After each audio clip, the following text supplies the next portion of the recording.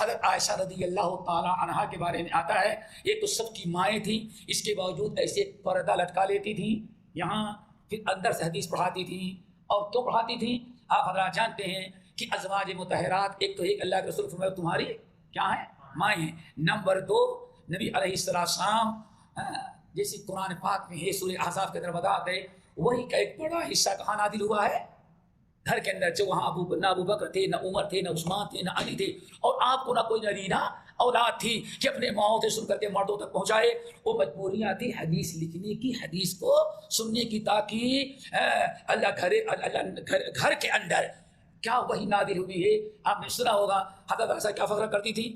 دو باتوں مجھے بڑا فخر ہے، ایک تو اللہ رسول کی روح کبھی ہمارے گود میں، نمبر دو آپ نے کیا بیان فرمایا کسی کے بستر پر اتنی بیویاں تھیں، کسی کے بستر پر میں لیٹا رہوں اور کسی کے چادر میں لپٹا رہوں وہی نازل نہیں. لیکن عائشہ خوش نصیب ہے کہ اس کے بستر پر اس کے ساتھ لیٹے ہوئے چادر میں بھی اللہ تعالیٰ وہی نازل کی ہے. تو لازمی چیز ہے جو وہی دین کا حصہ گھر میں تھا اس کے لیے صحابہ کو ضرورت تھی کہ کیا کریں وہ پوچھیں.